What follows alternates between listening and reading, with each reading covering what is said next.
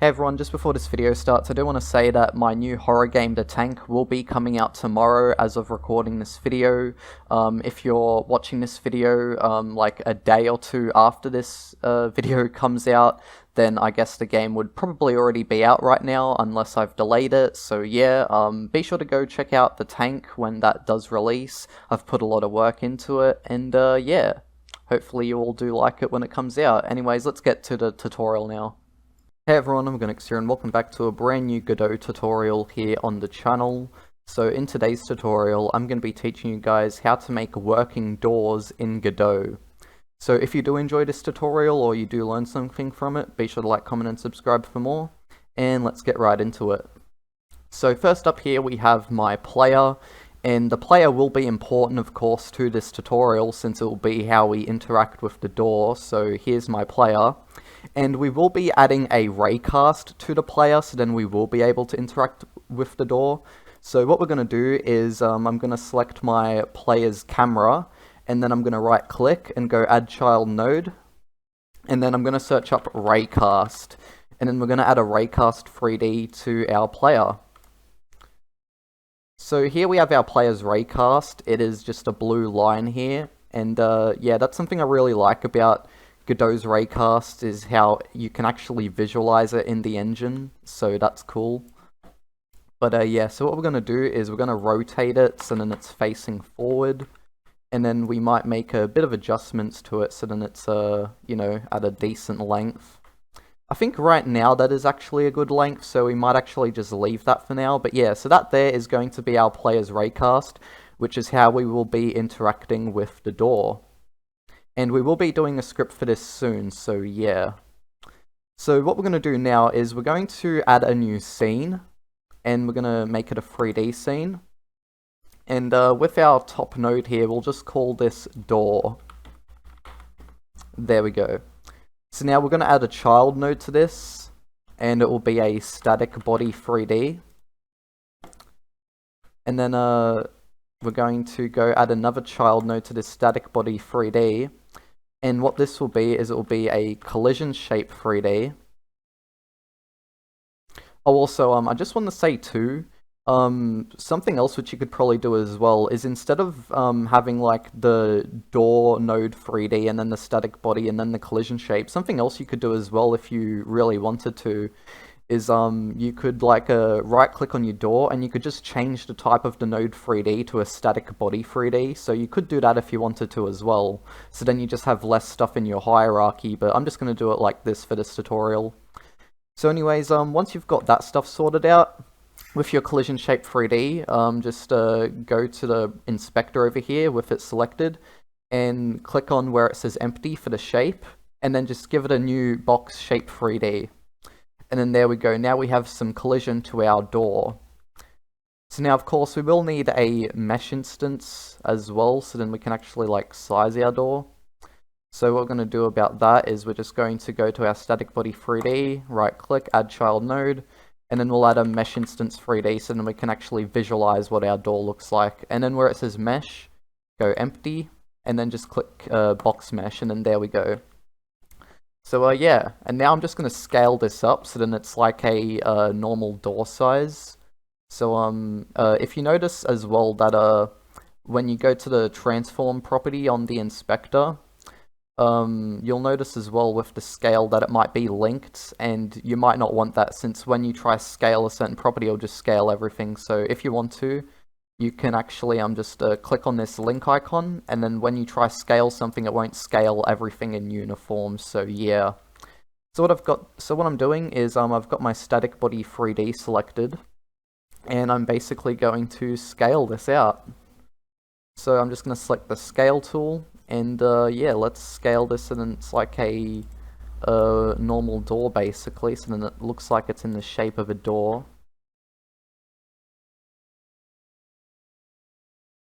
And there we go, that looks like a good door shape. Now, I wasn't going to originally, but I guess just to cap it off, we will do a door handle as well.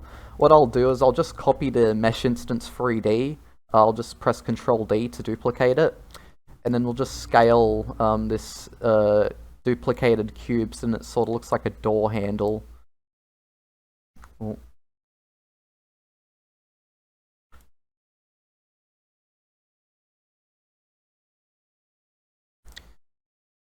And there we go.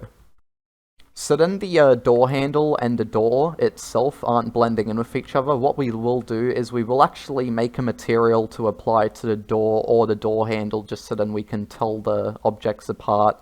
So what I'm going to do is I'm going to create a new folder. I'm going to click on my resource folder here. Then I'm going to go right click and then create new folder. And I'm just going to call this materials. So now we have a materials folder. Now I'm going to right click on this materials folder, go create new, and then resource, and I'm just going to search up standard for standard material 3D. And we're just going to call this door. This will be our door material. And then here we have our door material, just double click on it and then you can edit it.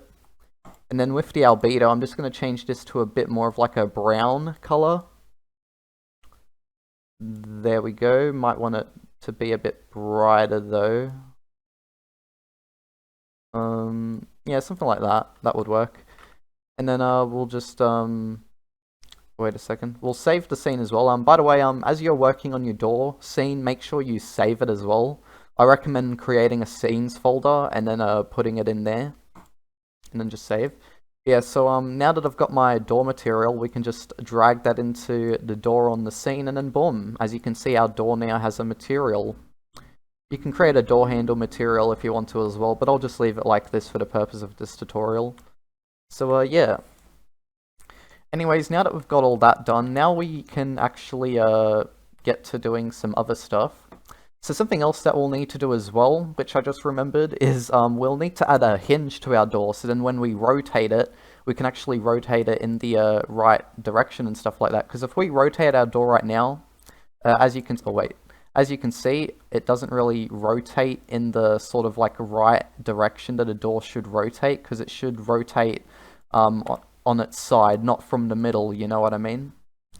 But here's how we can easily fix that. So let's just rotate that back to normal.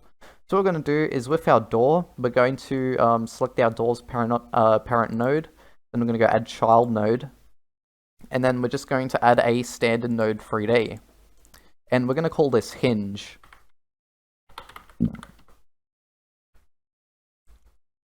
Alrighty, so once you have your hinge in the scene, what you want to do is you just want to position it to the side of your door. So since my door handle is on this side, my door hinge will be on this side. And now what you want to do is you want to drag your other objects for your door, so your static body 3D and everything that's a child object of that, underneath your door hinge.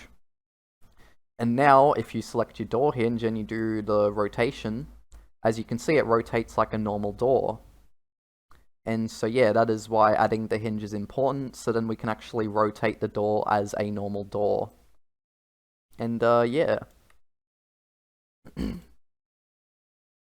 So next up, what we're going to be doing is we're going to be creating an animation player. So right click on your door's parent node, and then click add child node, and then just search up animation player. And now we're going to be creating a few animations for our door. These include open and close animations. So what we're going to do is when you add your animation player, you should have this little window open up at the bottom here. And if you don't, and it's still like on its output or debugger or something like that, you can just click on the animation tab right here and it will take you to it. So anyways, now what you want to do is you want to click on the animation button and then you want to press new. And we're going to call this animation open, since this will be our door's opening animation. Now I'm going to leave this animation a second long, and what I'm going to be doing is I'm going to be selecting my door hinge, and then we're going to be going to the transform, and then when you add an animation player to your scene, if you select an object in your scene now, as you can see, it actually has these keys here, which basically means that we can set keyframes. So if you click on the rotation key here, as you can see, it says create new track for property rotation and insert key. So this will mean that we're setting the rotation in this animation of our door. We're setting the rotation of our door in this animation. And if you want to, you can create the reset tracker as well. That basically just means that that's basically like the rotation that the door will be like reset to, essentially. And yeah, so we're gonna go create. So then with your timeline here, once you do set your first keyframe, what you want to do is you just want to select a random point in your timeline. So I'm going to go to the second mark here. And now I'm going to rotate my door on a 90-degree angle. So on the y-axis of my door, I'm going to rotate it by 90 degrees. And then we're going to save that keyframe there. And now if we go back to the start of our animation and watch it, there is our door rotating.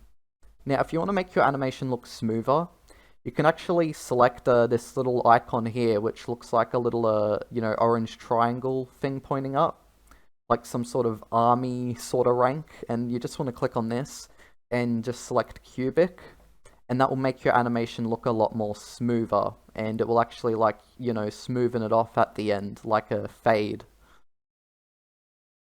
And yeah, so that there is our open animation. We're just going to save the scene, and then now what you want to do is you want to click on animation again, and we're going to create a close animation. So we're just going to call this close. And now to start off this animation, at the very first frame of the animation, we're going to rotate our door on the 90-degree angle we did when we were doing the open animation. And then we're going to go keyframe that. And for this one, I don't want to create a reset track, so I'm going to deselect that since we've already got a reset track selected. And then we're going to go create. And then what we're going to do is we're going to go to the second mark in the animation, or whatever point in the animation you want to go to, and then just rotate it back to 0, and then keyframe it, and then boom, we have our close animation. And again, you can make it smoother if you want to by changing the animation motion thingy here from linear to cubic. And then as you can see, we have our close animation and the door will close. So yeah, that there is how you create the animations for the door. Now what we're going to do is we're going to finally get to the scripting. So what we're going to do is we're going to create a script on the static body 3D of our door. And the reason as to why we're going to be creating it on the static body 3D of our door is because the static body 3D has a lot to do with the interaction, and that's what our raycast will detect when we are trying to interact with our door. So we will attach the door script to the static body 3D. So what we're going to do is we're going to select the static body 3D, and then in the inspector, if you go down towards the bottom here, where it says script, you just want to click on empty, and then go new script, and this script will be called door. And then we're just going to put this in our scripts folder, since I do have a scripts folder. If you don't want to, you can create one if you want to. And then we're going to go create, and then boom, here we are. So now what we're going to do is we are going to create a few variables to begin with. So the first variable is going to be called toggle. It's just going to be called var toggle, and it'll equal to false. So what this will be used for is it'll be used for to determine whether our door is opened or not. So if it equals to false, then that means our door isn't open. And then if it equals to true, that means it is. The next thing we're going to do is we're going to create a variable. So we're going to go @export var. And this will be for our animation player. So I'm just going to type in here animation player. And then we're going to just do the little 2 dots there. And then the type of this variable will be animation player. So yeah. So for those of you who don't know what export means, it's essentially the same as doing a public variable in Unity C#. So yeah. So now what we're going to do is we're going to do a new function. So we're going to go down a few lines and just write func interact. And then the 2 dots, and then we'll indent. And then what we'll do here is, oh wait a second, there was a, another variable I forgot as well. Hold on guys. There's another variable that I forgot as well, which actually has to do with when the player can and can't interact with the door. Because when the player is opening the door, we don't want the player to then just interact with it straight after, because it will then mess up the opening and close animation of our door. So what I'm going to do instead is we're going to have a other variable which will basically be able to determine when the player can and can't interact with the door. So let's say for example the player interacts with the door and it opens. As the door animation is playing, the player can't interact with the door anymore. But then once the door animation has stopped playing, so once it's stopped opening and it's fully open, then the player can interact with the door again. So the player can only interact with the door. So the player can only interact with the door when it's not opening and closing. So I'm just going to put a variable here, just a private variable called interactable, and this will be equal to true. So now in our func interact, so in our interact function, we're going to be going if interactable equal to true, and then the two dots and then an indent, and then interactable equals false. And the reason as to why we're doing this is because this function will be when the player interacts with the door. So when the player interacts with the door, if interactable equals to true, so then the script can't like repeat itself and the player can't interact with the door anymore for a certain amount of seconds. What will happen is interactable will then equal to false. And then after interactable equals to false, toggle will equal to the opposite of what toggle currently equals to. And then if toggle equals to false, what will happen is the animation player will play, so we'll go animation underscore player dot play, and the close animation will play. Since when toggle equals to false, that means that the door will be closing. And then what we'll do is we'll copy this part of the code, and then we'll just paste it underneath here. And then if toggle equals to true, the animation player will play the open animation. And boom. Alrighty, so now that we've got a majority of what we need for this script done, underneath this open part of the animation, we're going to write await get underscore tree dot create underscore timer, so we'll be creating a timer. And then what you want to do is you want to enter a number of seconds, so for me it will be 1.0, and the reason as to why it'll be 1 is because my door open and close animations are both 1 second long. So then afterwards, what we're going to do is we're going to go comma and then false, and basically what this does is it makes sure that this second will only be counted when the game isn't paused. So if you pause the game, then the second timer here will actually pause itself, and we'll be going dot time out. And so after that second, what will happen is interactable will equal to true again, so then we can interact with the door again. And yeah, in case I've forgotten anything, I'm pretty sure that is the whole door script. So yeah, it's only a couple lines of code, not that long at all. And yeah, so now what we're going to do is we're going to go to our level scene, and then we're just going to switch over to the 3D view here. And as you can see, this is the exact scene that I used for my navigation mesh tutorial once. And so I'm just going to be using it for this tutorial too. So what I'm going to do now is I'm going to drag my door into the scene. So here we have my door. And we will just select that. And then just move it up. And there we go. So there is our door in the scene. Alrighty, so what we're going to do now is we just need to do one more thing for this, I'm pretty sure. And that is actually adding the script to our player's raycast, so then we can actually interact with the door once and for all. So what you want to do is you want to make sure that you have your player's raycast selected, and you just want to click on where it says script empty and go new script. And what we'll be just calling this is raycast, and I'll put it in my scripts folder, so we'll just type that in, and then create. Alrighty, so here's what we're going to do. We'll just get rid of this ready function since we won't need that. And then here in the process function here, here's what we're going to be doing. So you want to write if is underscore colliding.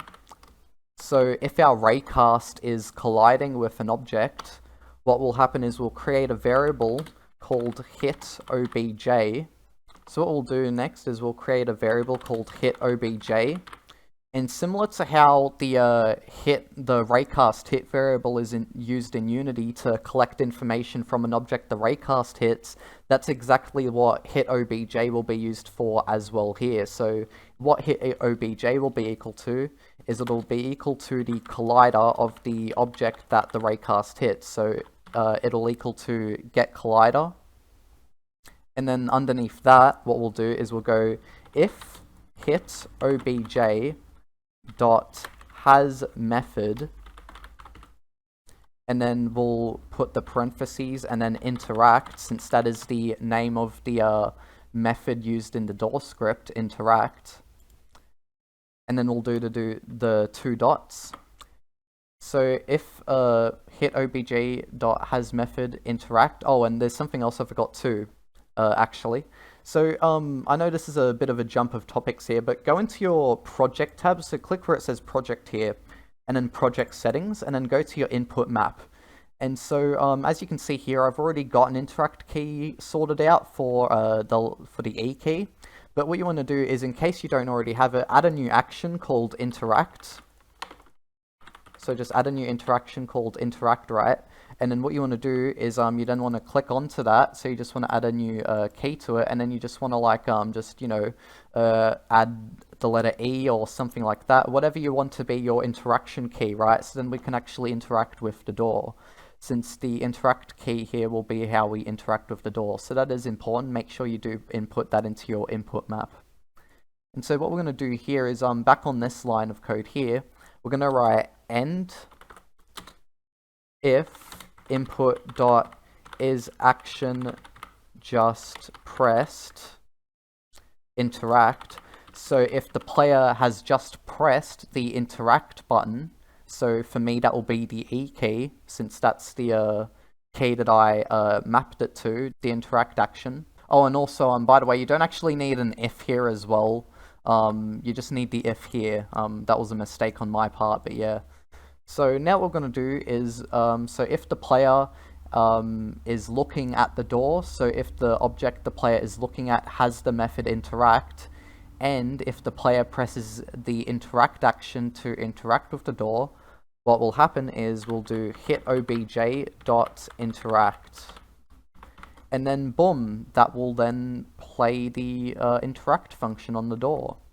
So now there's only one thing left to do, and that's actually test this out and see how it all works.